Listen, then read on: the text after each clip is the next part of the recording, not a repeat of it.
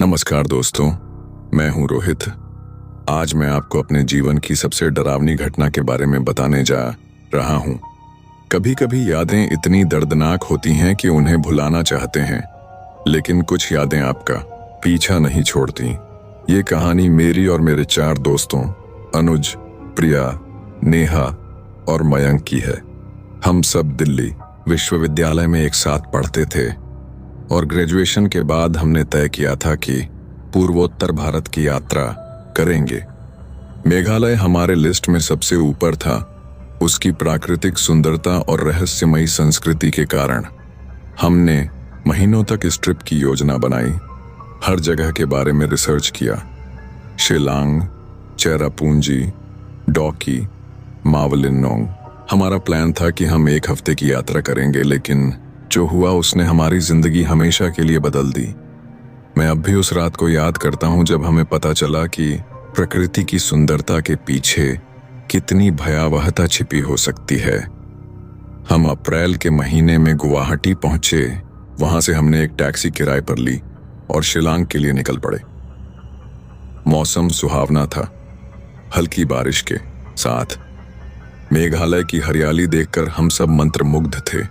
वहां की पहाड़ियां, घने जंगल और झरने, सब कुछ इतना खूबसूरत था कि हमें लगा जैसे हम किसी सपने में हैं। शिलांग पहुंचकर हमने एक छोटे से होम स्टे में ठहरने का फैसला किया। यह शहर के बाहरी इलाके में था, लेकिन प्राकृतिक सौंदर्य से घिरा हुआ। होम स्टे के मालिक जोसेफ अंकल थे, एक स्थानीय खासी आदमी जो बहुत ही मिलनसार थे। उन्होंने हमारा बहुत अच्छी तरह से स्वागत किया और हमें बताया कि उनके घर में रहते हुए हम शिलांग के आसपास के सभी प्रमुख स्थानों की यात्रा आसानी से कर सकते हैं। पहले दिन हम शिलांग में घूमे। हमने Ward Lake Park, Shillong Peak और लेडी हैदरी पार्क देखा। हर जगह अद्भुत थी, लेकिन मुझे याद है कि जोसेफ अंकल ने हमें एक अजीब सलाह दी थी। उन्होंने कहा था, बच्चों, मेघालय की सुंदरता का आनंद लो, लेकिन याद रखना, सूरज डूबने के बाद जंगलों से दूर रहना। कई बार लोग इस जगह की सुंदरता में इतने खो जाते हैं कि वे वापस नहीं आते। हमने उस समय उनकी बात को हल्के में लिया था। हमें लगा कि वे बस हमारी सुरक्षा के लिए चिंतित हैं, क्योंकि हम बाहर से आए थे। अगले दिन हमने चेरापूंजी जाने का प्लान बनाया। चेरापूंजी, जिसे सोहरा भी कहा जाता है, दुनिया के सबसे अधिक वर्षा वाले स्थानों में से एक है। यह शिलांग से लगभग 55 किलोमीटर दूर है और इसकी यात्रा करते समय आप मेघालय के कुछ सबसे शानदार दृश्यों का आनंद ले सकते हैं। हम सुबह जल्दी निकल गए थे। जोसेफ अंकल ने हमारे लिए एक लोकल ड्राइवर थैंगलेन का इंतजाम किया था। थैंगलेन एक शांत व्यक्ति थे, बहुत कम बोलते थे। हमारा प्लान था कि हम चेरापूंजी में नोहकालिकाई फॉल्स, 7 सिस्टर्स फॉल्स और मावसमाई गुफाओं का दौरा करेंगे और शाम तक वापस शिलांग लौट आएंगे। रास्ते में प्रकृति का नजारा देखकर हम सब अभिभूत हो गए थे। मेघालय को बादलों का घर कहा जाता है और उस दिन हमें पता चला कि क्यों। हम बादलों के बीच से गुजर रहे थे, जैसे हम किसी स्वर्गिक यात्रा पर हों। चेरापूंजी पहुंचकर हमने पहले नोहकालिकाई फॉल्स देखा। यह झरना अपनी विशाल ऊंचाई के लिए जाना जाता है। वहां की सुंदरता अवर्णनीय थी। हमने खूब फोटो खिंचवाए, मस्ती की और दोपहर का खाना भी वहीं खाया। इसके बाद हम मावसमाई गुफाओं की ओर बढ़े। ये गुफाएं चेरापूंजी से थोड़ी दूर स्थित हैं और स्टैलेक्टाइट्स और स्टैलेग्माइट्स के लिए प्रसिद्ध हैं। गुफाओं के अंदर जाते समय मुझे अचानक एक अजीब सा एहसास हुआ, जैसे कोई हमें देख रहा हो। मैंने अपने आसपास देखा, लेकिन वहां सिर्फ हम 5 और कुछ अन्य पर्यटक ही थे इन गुफाओं में घूमते हुए। थैंगलेन ने हमें इन गुफाओं से जुड़ी कई कहानियां सुनाई। उन्होंने बताया कि स्थानीय लोग मानते हैं कि इन गुफाओं में प्राचीन आत्माएं निवास करती हैं। मेरे पूछने पर कि क्या वे इन कहानियों पर विश्वास करते हैं, थैंगलेन ने सिर्फ मुस्कुराकर कहा, कुछ चीजें समझाने से बेहतर है उन्हें महसूस करना। उनकी इस बात ने मुझे थोड़ा असहज कर दिया, लेकिन मैंने इसे नजरअंदाज कर दिया। शाम होने लगी थी और हमें अभी 7 सिस्टर्स फॉल्स देखना था। थैंगलेन ने सुझाव दिया कि अगर हम जल्दी करें तो सूरज डूबने से पहले वहां पहुंच सकते हैं और एक अद्भुत दृश्य देख सकते हैं। सेवन सिस्टर्स फॉल्स पहुंचते पहुंचते शाम हो चुकी थी। आसमान में बादल छाने लगे थे और हवा में एक अजीब सी ठंडक थी। फॉल्स वास्तव में अद्भुत थे। 7 अलग अलग धाराओं में गिरता पानी, जंगल के बीचों बीच। हम सब फोटो खिंचवा रहे थे जब अचानक मौसम बदलने लगा। पहले हल्की बूंदाबांदी शुरू हुई, फिर अचानक तेज बारिश। थैंगलेन ने कहा कि हमें जल्द से जल्द वापस चलना चाहिए क्योंकि मेघालय में मौसम बहुत जल्दी बदल सकता है और रात में पहाड़ी सड़कों पर ड्राइविंग करना खतरनाक हो सकता है। हम सब जल्दी से कार में बैठ गए और वापस शिलांग के लिए निकल पड़े। रास्ता पहले से ही बहुत कम दिखाई दे रहा था और बारिश ने स्थिति और भी बदतर कर दी थी। थैंगलेन ध्यान से गाड़ी चला रहे थे, लेकिन मुझे लगा कि वे थोड़े परेशान हैं। लगभग आधे घंटे बाद हमें एहसास हुआ कि हम रास्ता भटक गए हैं। थैंगलेन ने स्वीकार किया कि धुंध और बारिश के कारण उन्हें सही रास्ता नहीं मिल पा रहा है। हमने मोबाइल निकाले, लेकिन वहां नेटवर्क नहीं था। जीपीएस भी काम नहीं कर रहा था। कोई बात नहीं, मैं कोई दूसरा रास्ता ढूंढता हूं, थैंगलेन ने कहा और एक पगडंडी पर गाड़ी मोड़ दी। हम एक घने जंगल से गुजर रहे थे। पेड़ों की शाखाएं अजीब आकारों में मुड़ी हुई थीं, जैसे वे हमें रोकना चाहती हों। कार की हेडलाइट्स इस अंधेरे में बहुत कम सहायता कर रही थीं। अचानक थैंगलेन ने ब्रेक लगाया। सड़क पर एक बुजुर्ग महिला खड़ी थी। वह पूरी तरह से भीग चुकी थी और उसके बाल उसके चेहरे पर गिर रहे थे। हम सब हैरान थे कि इस मौसम में वह वहां क्या कर रही थी। थैंगलेन ने कार का दरवाजा खोला और उस महिला से खासी भाषा में बात की। मैं उनकी बातचीत नहीं समझ पाया, लेकिन देख सकता था कि थैंगलेन का चेहरा पीला पड़ गया था। क्या हुआ? मैंने पूछा। यह महिला कह रही है कि यह रास्ता अच्छा नहीं है, हमें वापस जाना चाहिए, थैंगलेन ने धीमे से जवाब दिया। नेहा ने सुझाव दिया, हम इस बुजुर्ग महिला को साथ ले चलते हैं। इस मौसम में उन्हें अकेले छोड़ना ठीक नहीं है। थैंगलेन ने तेजी से मना कर दिया, नहीं, हम अपना रास्ता बदलेंगे। और इससे पहले कि हम कुछ समझ पाते, थैंगलेन ने कार पीछे घुमा दी। मैंने पीछे मुड़कर देखा, लेकिन वह महिला अब वहां नहीं थी। मुझे अचानक बहुत डर लगा। वह कहां गई? इतनी तेज बारिश में वह इतनी जल्दी गायब कैसे हो गई? थैंगलेन एक अलग रास्ते से शिलांग जाने की कोशिश कर रहे थे, लेकिन हम लगातार और अधिक घने जंगल में जाते जा रहे थे। बारिश और तेज हो गई थी और अब बिजली भी चमकने लगी थी। मुझे लगता है हमें कहीं रुकना चाहिए और सुबह होने का इंतजार करना चाहिए, प्रिया ने सुझाव दिया। थैंगलेन ने सिर हिलाया। आसपास कोई गांव या होटल नहीं है, हमें आगे बढ़ते रहना होगा। मयंक ने पूछा, वह महिला कौन थी और तुम इतने डरे हुए क्यों थे? थैंगलेन कुछ देर चुप रहे, फिर बोले, मेघालय में एक पुरानी कहानी है। कहते हैं कि यहाँ के जंगलों में एक आत्मा रहती है जिसे स्थानीय भाषा में थलेन कहा जाता है। वह अक्सर एक बूढ़ी महिला के रूप में दिखाई देती है और जो लोग उसकी मदद करते हैं वह उन्हें अपने साथ ले जाती है।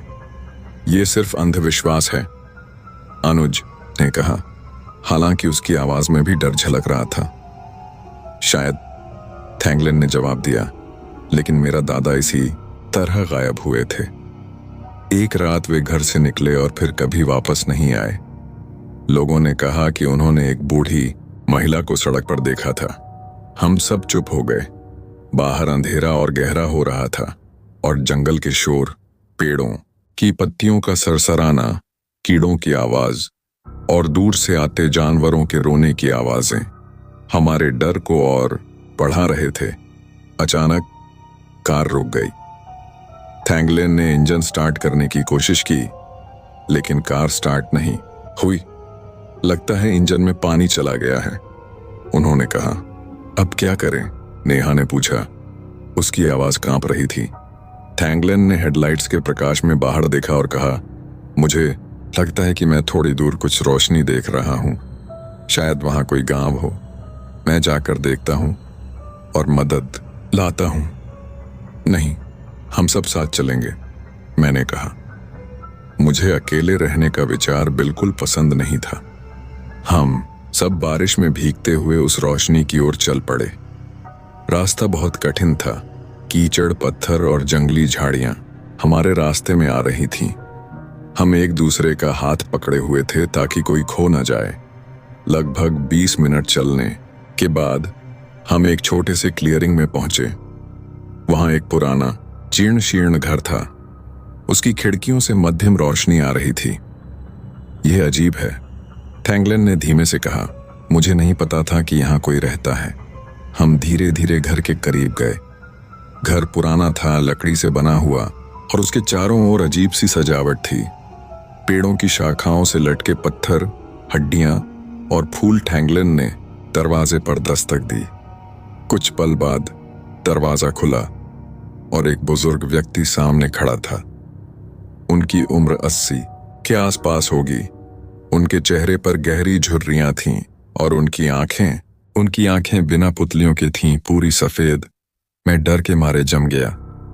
बाकी सब भी स्तब्ध थे। आओ, अंदर आओ, उस व्यक्ति ने कहा। उसकी आवाज एक घरघराहट जैसी थी। बाहर बारिश में खड़े मत रहो। हम सब एक दूसरे को देखने लगे। क्या हमें अंदर जाना चाहिए? लेकिन क्या विकल्प था? बाहर बारिश और तूफान था और हमारी कार खराब हो चुकी थी। थैंगलन ने धीमे से सिर हिलाया और हम अंदर चले गए। घर के अंदर का दृश्य और भी अजीब था। दीवारों पर अजीब चित्र लटके हुए थे, अमानवीय आकृतियां, जंगल के दृश्य और कुछ ऐसे सिंबल जिन्हें मैं पहचान नहीं पाया। कमरे के बीच में एक बड़ी अलाव जल रही थी, जिससे पूरे कमरे में एक लाल रोशनी फैल रही थी। मेरा नाम थोड़बा है, उस बुजुर्ग व्यक्ति ने कहा। तुम लोग रास्ता भटक गए हो? हाँ, थैंगलन ने जवाब दिया। हमारी कार खराब हो गई है। हम शिलांग जाना चाहते हैं। थोड़बा मुस्कुराए। उनके दांत पीले और टेढ़े मेढ़े थे। आज रात तुम लोग यहीं रुको। सुबह में मैं तुम्हें रास्ता दिखा दूंगा। हमारे पास कोई और विकल्प नहीं था, इसलिए हमने स्वीकार कर लिया। थोड़बा ने हमें सूखे कपड़े दिए और आग के पास बैठने के लिए कहा। आप यहाँ अकेले रहते हैं? प्रिया ने पूछा। हाँ और नहीं, थोड़बा ने रहस्यमय तरीके से जवाब दिया। शरीर से अकेला, लेकिन आत्माओं से घिरा हुआ। उनकी इस बात ने मुझे और भी असहज कर दिया।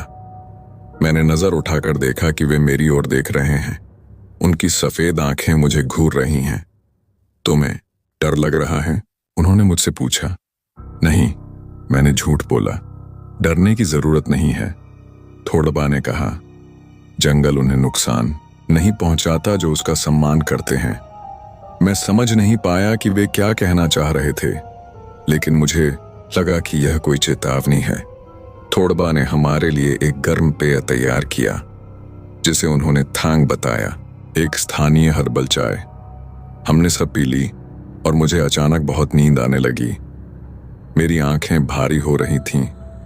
मुझे लगा कि थैंगलन थोड़बा से खासी भाषा में बात कर रहे थे, लेकिन मैं उनकी बातें समझ नहीं पा रहा था। मुझे याद है कि थैंगलन का चेहरा चिंतित दिख रहा था। फिर मैं सो गया। जब मैं सोया तो मुझे बहुत अजीब सपने आए। मैं देख रहा था कि मैं जंगल में अकेला भाग रहा हूं। हर तरफ अंधेरा है और मैं किसी चीज से बच रहा हूं। मैं नहीं जानता कि वह क्या है, लेकिन मुझे पता है कि अगर वह मुझे पकड़ लेती है तो मैं कभी वापस नहीं आऊंगा। सपने में मैं एक खुले मैदान में पहुंचा। वहां वही बूढ़ी महिला खड़ी थी जिसे हमने रास्ते में देखा था। इस बार मैं उसका चेहरा साफ देख सकता था। उसके चेहरे पर कोई त्वचा नहीं थी, सिर्फ खोपड़ी थी और उसकी आंखों से एक अजीब नीली रोशनी निकल रही थी। वह मेरी ओर बढ़ रही थी। उसके हाथ मेरी तरफ बढ़ रहे थे और मैं चिल्ला रहा था। मैं हड़बड़ाकर उठ गया। मेरे माथे पर पसीना था और मेरा दिल तेजी से धड़क रहा था। मैंने अपने आसपास देखा। मैं अभी भी उस अजीब घर में था, लेकिन सभी सो रहे थे। अलाव अभी भी जल रही थी, लेकिन उसकी रोशनी कम हो गई थी। मैंने थैंगलिन को हिलाया। थैंगलिन उठो। वे नहीं उठे। मैंने प्रिया, नेहा और मयंक को भी हिलाने की कोशिश की, लेकिन वे भी नहीं उठे। वे सभी गहरी नींद में थे। मैं धीरे से उठा और चारों ओर देखा। थोड़बा कहीं नहीं दिख रहा था।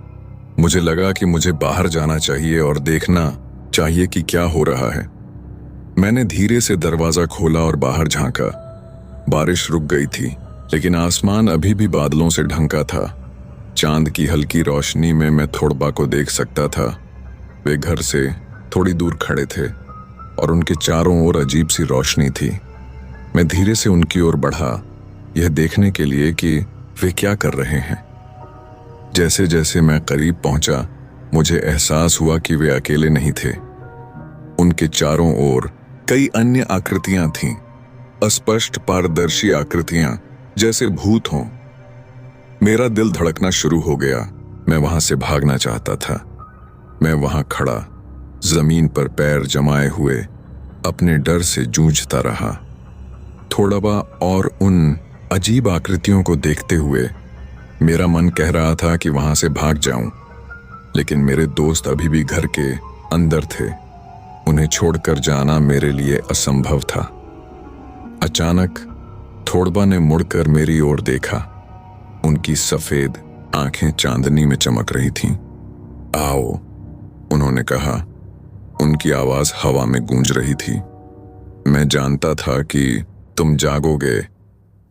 मैं धीरे धीरे उनकी ओर बढ़ा, हर कदम पर सोचते हुए कि मैं पागल तो नहीं हो गया हूं। ये क्या है? मैंने कांपती आवाज में पूछा, उन अजीब आकृतियों की ओर इशारा करते हुए। ये मेघालय के वनों के संरक्षक हैं, थोड़बा ने जवाब दिया। हजारों साल से ये इन जंगलों की रक्षा करते आ रहे हैं, लेकिन अब इनका गुस्सा बढ़ रहा है। गुस्सा? किस बात का? मैंने पूछा। लोग जंगलों को काट रहे हैं, प्रकृति को नष्ट कर रहे हैं, संरक्षा का बदला लेना चाहते हैं। मैं समझ गया कि थोड़बा एक शमन थे, जो प्रकृति और आत्माओं के बीच संपर्क स्थापित करते थे। और वह महिला जिसे हमने सड़क पर देखा था, थलेन, थोड़बा ने कहा, वह भी एक संरक्षक है। वह उन लोगों को चुनती है जो उसके साथ जाएंगे। मेरा दिल जोर से धड़कने लगा। हमारे साथ जाएंगे? कहां? जंगल के अंदर, प्रकृति के साथ एक होने के लिए। मैं पीछे हटने लगा। मुझे समझ में आ रहा था कि हम किस खतरे में थे। हमें जाना है, मैंने कहा। अभी हमें शिलांग वापस जाना है। थोड़बा ने सिर हिलाया। तुम नहीं समझ रहे हो। थल्लेन ने तुम्हारे दोस्तों में से एक को चुन लिया है। वह उसे ले जाएगी। नहीं, मैं चिल्लाया। आप ऐसा नहीं होने देंगे। मैं रोक नहीं सकता, थोड़बा ने शांत स्वर में कहा। लेकिन तुम कुछ कर सकते हो। मैं क्या कर सकता हूं? एक प्राचीन रिवाज है, थोड़बा ने बताया। अगर तुम थलेन को कुछ मूल्यवान चीज दे दो, तो वह तुम्हारे दोस्त को छोड़ सकती है। मूल्यवान? मेरे पास पैसे हैं, गहने हैं। नहीं, थोड़बा ने मुझे रोका। वह भौतिक चीजों से प्रभावित नहीं होती। उसे कुछ व्यक्तिगत, कुछ भावनात्मक चाहिए। मैं सोचने लगा, मेरे पास ऐसा क्या था जो वाकई मूल्यवान था? फिर मुझे याद आया, मेरी माँ का पेंडेंट, जो उन्होंने मृत्यु से पहले मुझे दिया था। मैं उसे हमेशा अपने गले में पहनता था। मैंने पेंडेंट निकाल कर दिखाया। यह मेरी माँ का है। थोड़बा ने सहमति में सिर हिलाया। हाँ, यह काम कर सकता है, लेकिन तुम्हें उसे स्वयं देना होगा। कैसे? जंगल में जाओ, उन्होंने कहा। थलेन वहीं मिलेगी। घर के अंदर जाकर मैंने अपने दोस्तों को देखा। वे सभी अभी भी गहरी नींद में थे। मैंने नोटिस किया कि नेहा के बेड पर एक अजीब नीली रोशनी थी। मैं समझ गया कि थलेन ने उसे चुना था। मैंने एक गहरी सांस ली और बाहर निकल गया। जंगल अंधेरा और भयावह था। मैं धीरे धीरे चलने लगा, अपने दिल की धड़कन को सुनते हुए। कुछ दूर चलने के बाद मैं एक छोटे से मैदान में पहुंचा। वहां वही बूढ़ी महिला खड़ी थी जिसे हमने सड़क पर देखा था। इस बार वह मुझसे भी अधिक भयानक दिख रही थी। उसके बाल हवा में लहरा रहे थे, उसकी आंखों से नीली रोशनी निकल रही थी और उसके हाथ लंबे और पंजे जैसे थे। थलेन, मैंने उसे पुकारा। मेरी आवाज कांप रही थी। वह मेरी ओर घूम गई। उसकी आंखों में मृत्यु का संदेश था। मैं तुम्हें कुछ देना चाहता हूं, मैंने कहा और अपना पेंडेंट निकाला। ये मेरी मां का है, ये मेरे लिए सबसे कीमती चीज है। मैं इसे तुम्हें देना चाहता हूं अगर तुम मेरे दोस्त नेहा को छोड़ दो। थलेन ने मुझे देखा। उसकी आंखें मेरे अंदर तक देख रही थीं। वह धीरे धीरे मेरी ओर बढ़ी।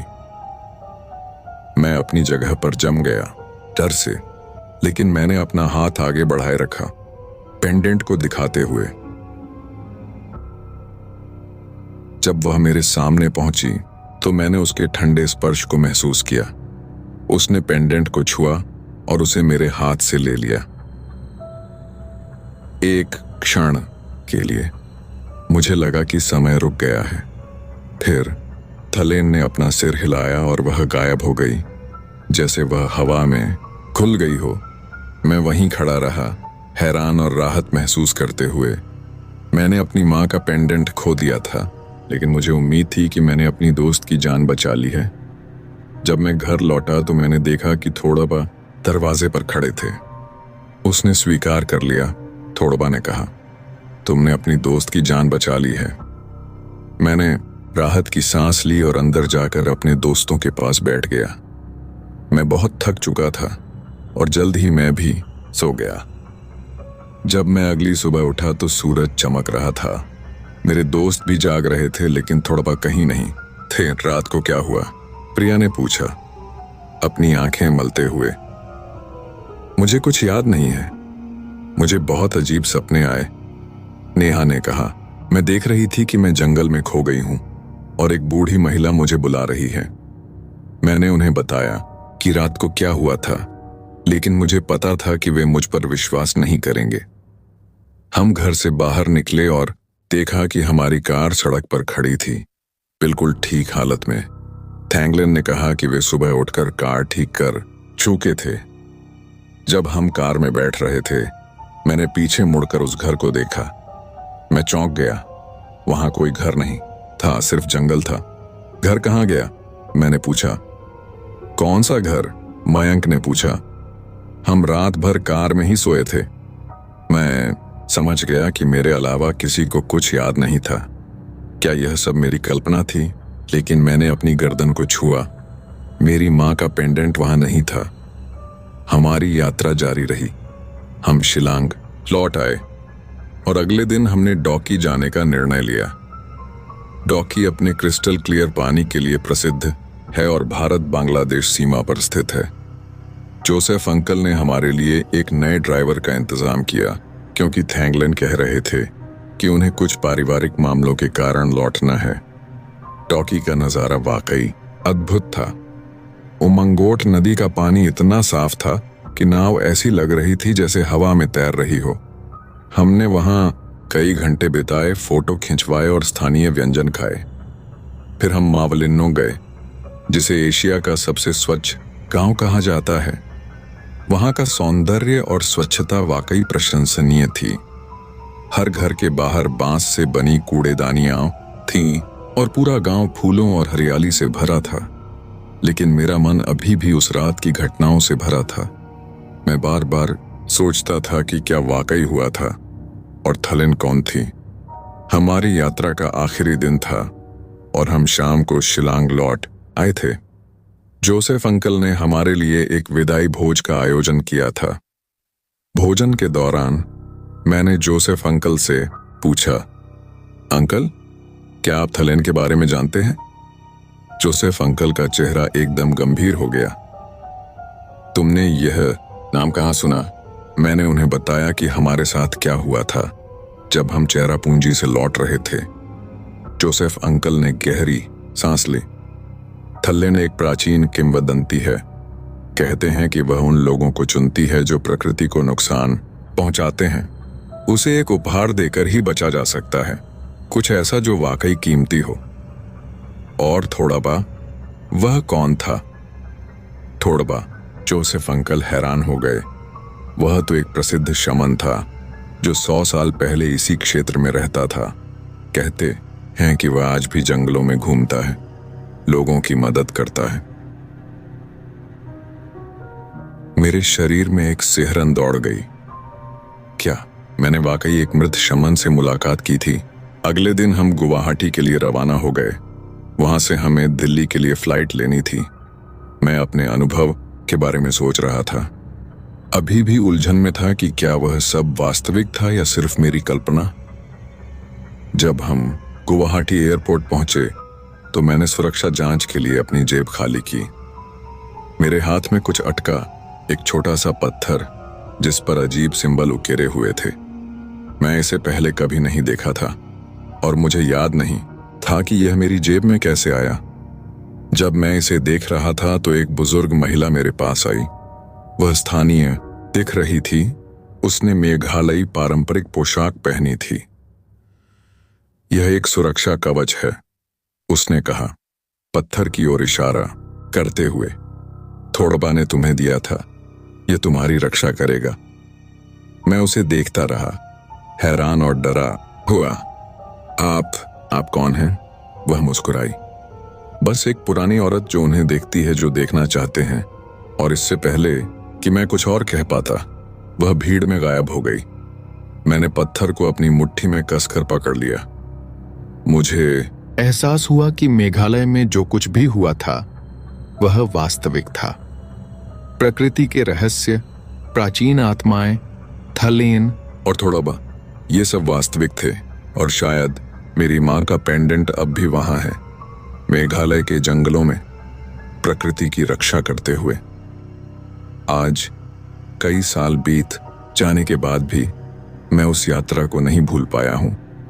कभी कभी रात में जब बारिश होती है, मुझे थलेन की आवाज सुनाई देती है, जैसे वह मुझे बुला रही हो। मैंने कभी अपने दोस्तों को नहीं बताया कि वास्तव में क्या हुआ था। वे अभी भी सोचते हैं कि हम सिर्फ रास्ता भटक गए थे और रात भर कार में सोए थे। लेकिन मैं जानता हूं सच्चाई क्या है। मेरे पास अब भी वह पत्थर है जिसे मैं हमेशा अपने साथ रखता हूं। और कभी कभी जब मैं अकेला होता हूं और पत्थर को छूता हूं, मुझे लगता है जैसे मैं फिर से उस जंगल में हूं, थोड़बा और थलेन के साथ। मेघालय ने मुझे सिखाया कि प्रकृति से बड़ी कोई शक्ति नहीं है और हमें उसका सम्मान करना चाहिए, क्योंकि जब हम प्रकृति को भूल जाते हैं तो वह हमें याद दिलाने के लिए अपने संरक्षकों को भेजती है। और अगर कभी आप मेघालय जाएं और सूरज डूबने के बाद जंगल में एक बूढ़ी महिला दिखे, तो याद रखना, वह थलेन हो सकती है जो आपको परखने आई है। और अगर वह आपको बुलाए तो तैयार रहना कुछ कीमती देने के लिए, क्योंकि कुछ कीमती खोए बिना आप वापस नहीं आ पाएंगे। ये कहानी मेरी है, एक यात्री की जिसने मेघालय के जंगलों में प्रकृति के असली चेहरे को देखा और जिंदा लौट आया। दोस्तों, आपने अभी मेघालय की उस काली रात की भयावह कहानी सुनी। अगर आपका दिल अभी भी धड़क रहा है और रोंगटे खड़े हैं तो मैं समझता हूं, मेरे साथ भी ऐसा ही हुआ था वहां उस जंगल में। दोस्तों, अगर आपको यह कहानी पसंद आई तो अभी द हॉरर डायरी चैनल को सब्सक्राइब करना बिल्कुल ना भूलें। साथ ही बेल आइकन को जरूर दबाएं ताकि आपको हमारी हर नई डरावनी कहानी का नोटिफिकेशन सबसे पहले मिले। क्या आप सोच रहे हैं कि मेघालय की थलेन जैसी और भी आत्माएं हमारे भारत के दूसरे हिस्सों में मौजूद हैं? हमारी अगली कहानी में जानिए राजस्थान के वीरान मरुस्थल में छिपे उस राज के बारे में जो सदियों से किसी ने नहीं खोला, जहां रात में रेत की आवाजें लोगों को अपने पास बुलाती हैं। क्या आपने कभी ऐसा कुछ अनुभव किया है? क्या आपका कभी प्रकृति की इन अदृश्य शक्तियों से सामना हुआ है? अपने अनुभव हमारे साथ कमेंट्स में साझा करें।